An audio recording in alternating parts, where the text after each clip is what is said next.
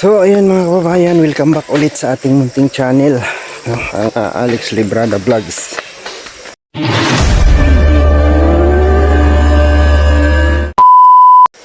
Isang mapagpalang umaga po sa ating lahat. Maulan-ulan na po dito sa amin.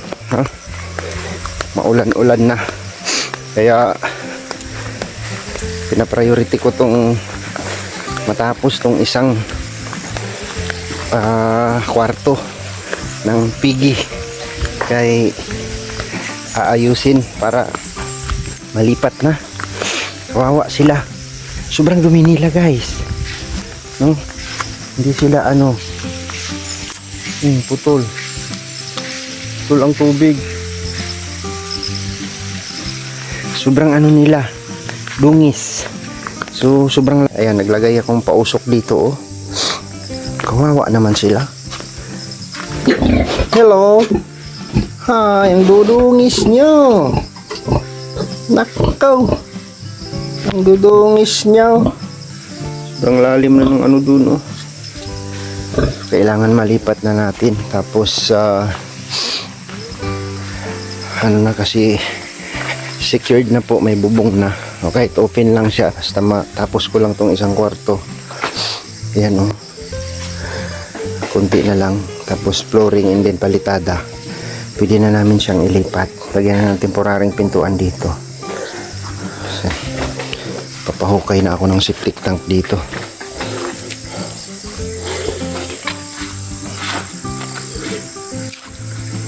Nainay lang.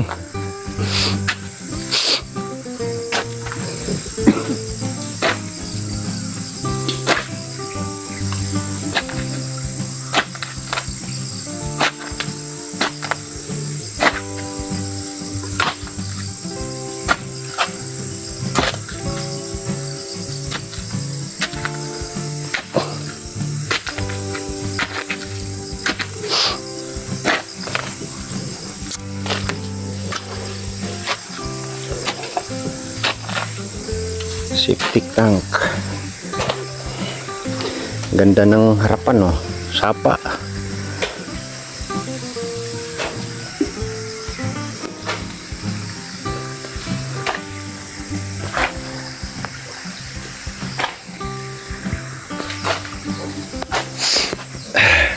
So yun, hinay-hinay lang muna ito, para tayo pwedeng biglain kasi mahirap magastos guys, ito matibay ito.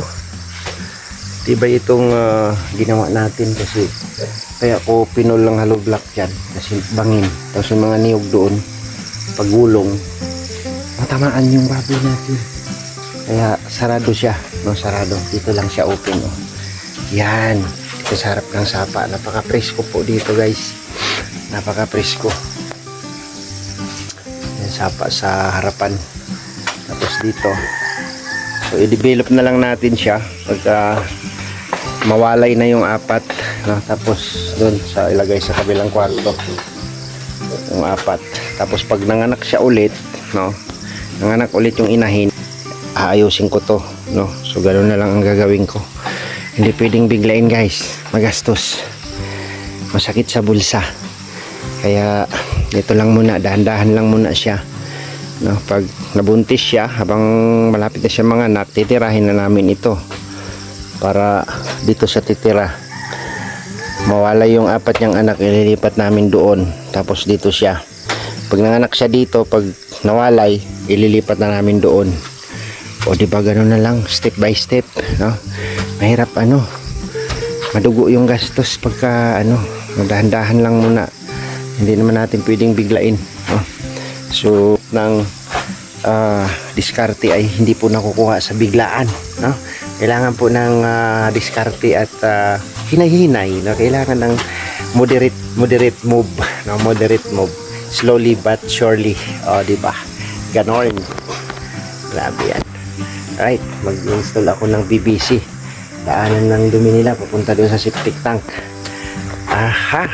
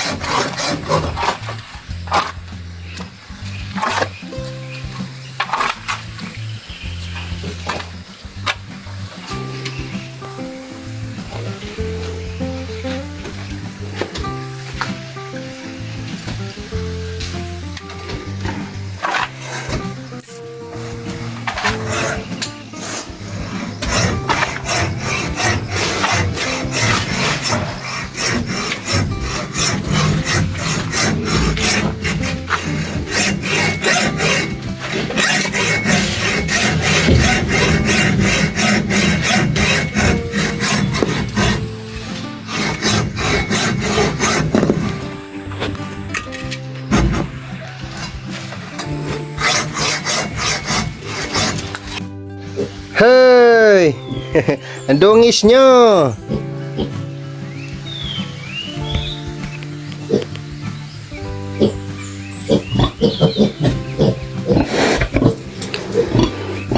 So ayan, tapos na namin yung isang kwarto. Ayan. Magpapalitada na kami. Tapos flooring. Papalitadahan na. Tapos flooringan. Tapos pagtigas niya, ililipat na namin yung mag-ina. Grabe. Tapos ko na rin yung ating flow drain, no? Papunta doon. At ito muna yung i-priority ko para iayos namin yung inahin dito. Kawawa naman itong mga biik niya. Nanginginig pati yung isa, oh. Nag-ano na sila, nagalis-galis sa dumi. Oh. Ang lalaki pa naman ng mga biik. Purya buyag. Ang lulusog pa naman nila. Oh. Ano pa lang yan? 2 weeks. Wala pang 2 weeks yan. Nanganak yan 21. 4 ngayon. Grabe yan. Nailipat na namin dito sa bagong bahay nila. At bagong gawang bahay. Magpapalitada na kami. Tapos itong isang kwarto, pagka walay nila, kailangan tapos na rin ito para dito natin sila bibitawan yung apat. Tapos maiwan mo na yung inahin dyan. Pagka nabuntis yan ulit, pag nanganak ulit yan at pinagbigyan tayo ng biyaya ang marami, yung kabila naman ang ayusin ko para doon naman natin ilagay pag nawalay. Kulang pa ito pagka dumami.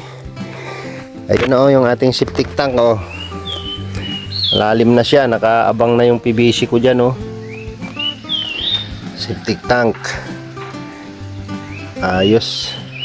Tapos din sa taas, baka bakanting luti. Tatanim tayo dyan. Yan. Lilinisin ko yan dyan. Alright. Grabe. Ayos na yung isang kwarto, oh. Oh, palitada na lang kulang.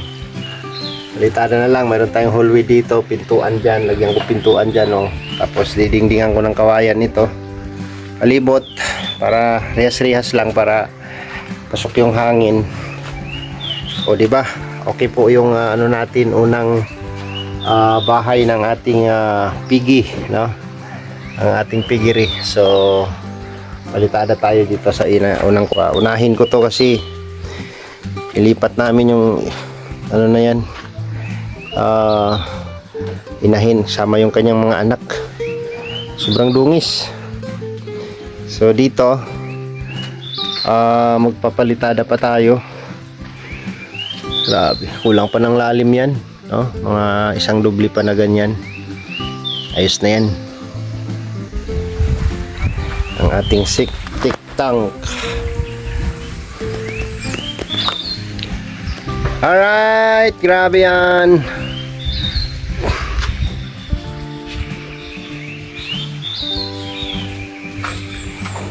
Itong flood control ko, kulang pa ito. Dadagdagan pa natin yung flood control natin. Yung mga tirang halo lang, no? Hanggang makaangat tayo dito sa gilid. Sandal sa may asintada. Pero malayo po yung ano, yung sapa.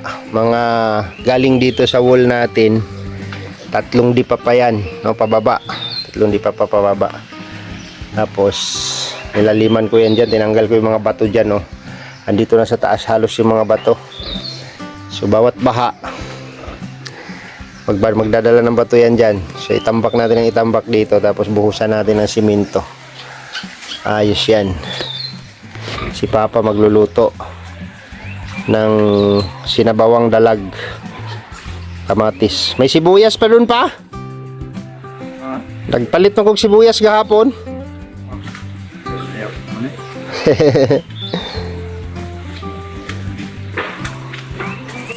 Gilapuhan lang to ni Kuan ba?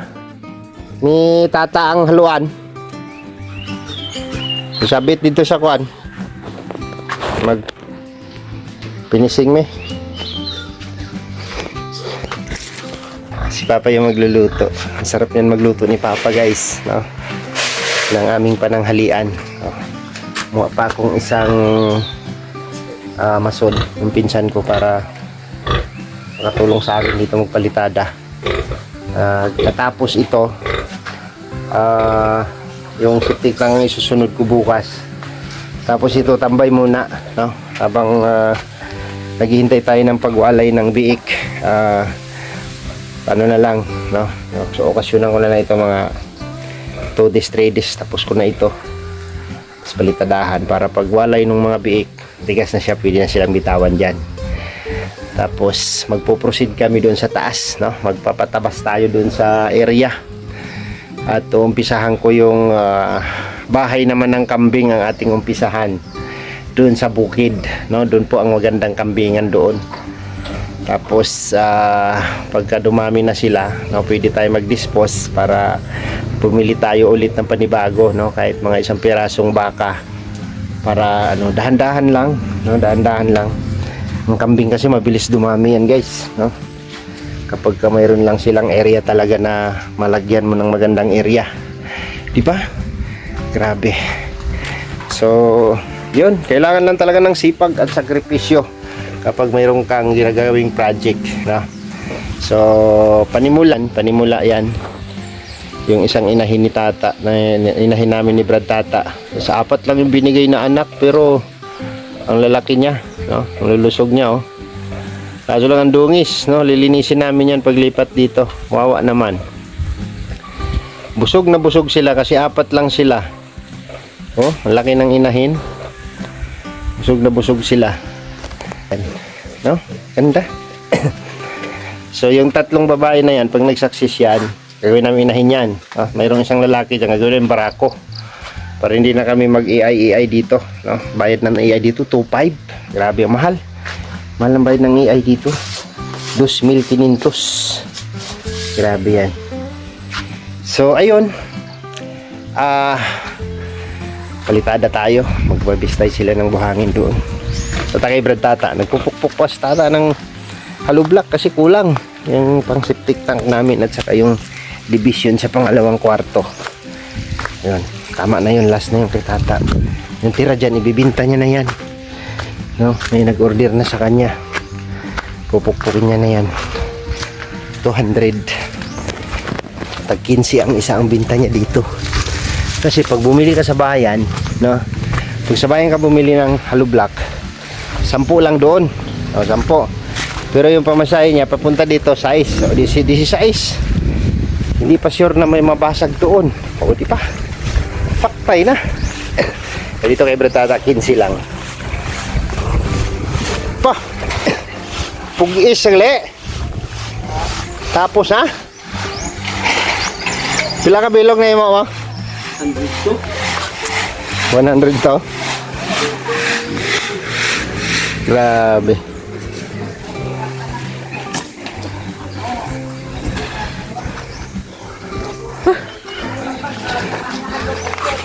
Bilis. Mabilis lang. Na.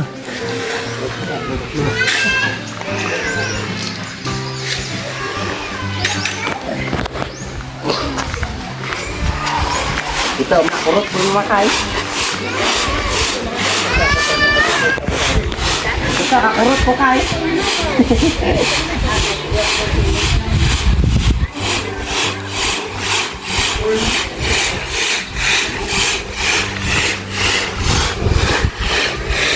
Bungkag ng trapal ni Papang.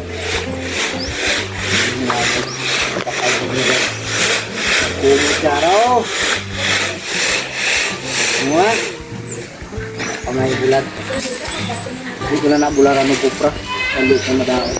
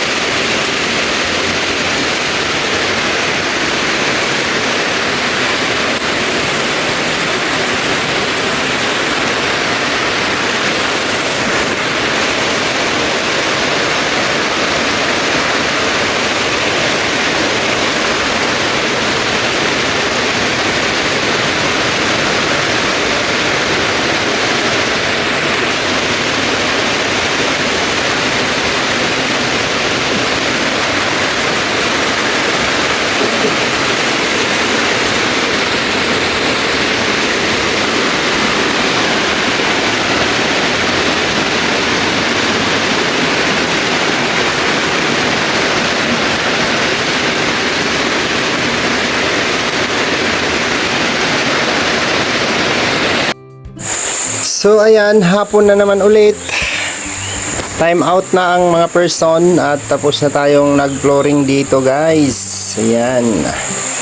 Ito yung pinasiguro natin na matapos ngayong araw at sa sunod na araw pag tumigas na ito ay ililipat na namin yung inahin doon. Ililipat na natin dito para malinis na sila, no? Kasi ayan natin yung flow drain dyan. And then, hindi ako naglagay ng pakainan kasi sabi ni Brad Tata, tire lang daw ang ilalagay niya dyan, tire. Pakainan. Yun yung sabi ni Brad. So, tapos na ang isang kwarto. Pintuan na lang ang kulang dyan. Oh. Pintuan na lang at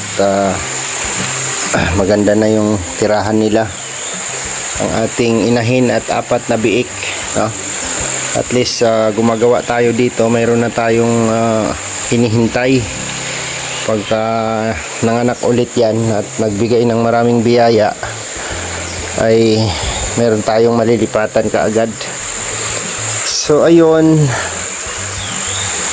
continuous tayo bukas dito sa ating septic tank, no? At asintadahan ko ng halublak yan. Tapos pahinga muna tayo after nito, no? Gagawin ko rin tong kwarto na to, isang kwarto, para pag nawala yung 4 na biik dito ko ilalagay. Tapos yung inahin dyan, magpapagawa pa tayo ng tricks ng yung ng inahin. Ay grabe, pagod ang person. So dito isang kwarto, no? Kasya dito ang 6 na piraso.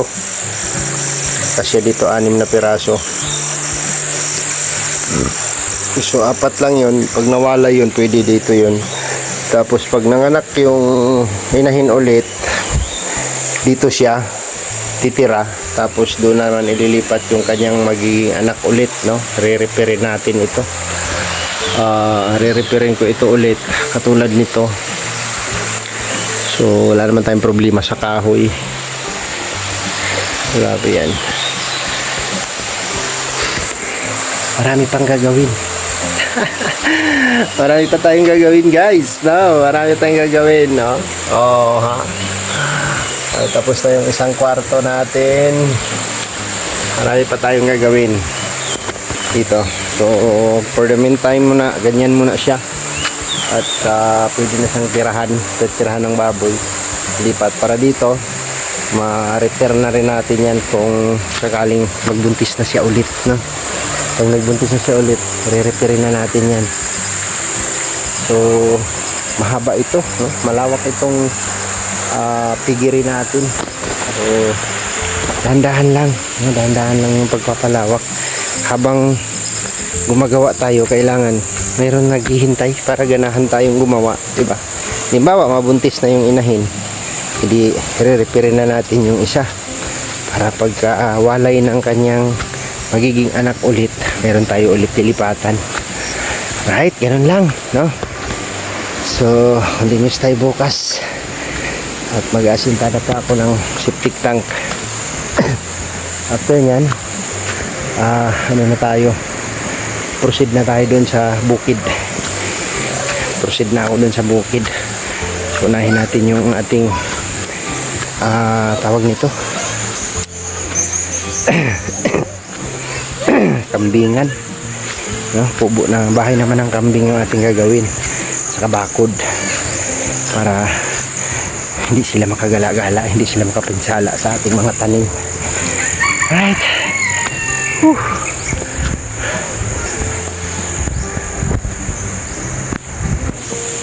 So ayan, finally natapos din ang ating isang kwarto, no? Napalitadahan ko na lahat. Yan, naayos ko na rin yung kanto ng pintuan. Nakantuhan na natin. So bukas pwede na nating ilipat yung mag-ina dito. Alright, tapos na ang ating isang kwarto. So stop muna tayo dito. Lalagay ko muna sila dito para komportable sila. Yun sila, oh, ang lungis nila doon. So tapos na yung kanyang bahay nila na bago, at standby muna tayo dito, no? May pa tayo isang kwarto dito na gagawin, no? Tapos yung flow drain natin papuntang ng dumi nila papuntang septic tank, nalagyan ko na. Paasintadahan na lang, malambot pa kasi yung hollow block kaya hindi po pwedeng iasintada. So nagdagdag na ako dito ng flood control ko. Ayan, pinibayan ko na, no? Binuhusan ng simento hanggang dito sa taas yan. Ayan, oh, papunta doon. Matibay na siya, no? Grabe, magastos masyado, guys. Pero okay lang kasi at least gumastos tayo dito. Mayroon na siyang panimula, no? Mayroon ng panimula, may 4 na biik, tapos isang inahin, no? Ilalagay na namin dito sa kwarto na to. Tapos gagawin namin next yung susunod, pagka nawala yung biik, doon namin nilalagay. So stop muna tayo dito, hindi na tayo pwedeng mag-continuous pa muna kasi kunin muna tayo ng budget natin at medyo kakapusin tayo kapag tinapos natin lahat, no? So actually magra-wrapping pa sana ako dito, wrap sa loob, saka dito sa may dingding at saka sa labas para matibay yung hollow block, no? Hindi masisira. Pero na tayo, short man, no? Short man na tayo, pero okay lang yan. Hinay-hinay lang muna tayo, no? At least nakapurma na siya, may bubong na siya, no? Hindi na siya tsaka yung isang kwarto na yan sa loob, flooring at saka sa loob yung inuna kong palitadahan para hindi masira ng baboy. So panimula lang man naman ito, no? Habang nagdadahan-dahan tayo sa ating project, meron tayong hinihintay at meron na, no? Meron ng panimula. So sa ngayon, muna tayo, tumira muna sila dyan, no? So relax muna tayo para makapag-isip tayo ng panibagong natin. So yung bahay ng kambing kasi ang susunod ko, no? Yung bahay ng kambing isusunod natin na gawin, no? Doon sa bundok para sabay yung ating project, no? Mayroon tayong babuyan, mayroon tayong kambingan. Alright, so hanggang dito na lang muna yung vlog. At maraming salamat po sa inyong pagsubaybay at panonood dito sa aking ginagawa. Thank you po sa inyong lahat, sa mga nagtiwala po sa akin at sa patuloy na nanonood at sumusuporta sa ating vlog. Maraming salamat po sa inyo, mga kababayan, at kita-kits tayo next vlog sa susunod na project natin. Bye-bye muna and God bless, at mag-ingat po tayong lahat, mga kababayan, saan man sulok tayo ng mundo naroroon. Ingat po tayong lahat, ingat palagi, and gabayan tayo ni Lord sa lahat ng oras sa ating ginagawa, no? Salamat po, at mag-ingat po tayong lahat. Ingat po. Bye-bye po sa inyo.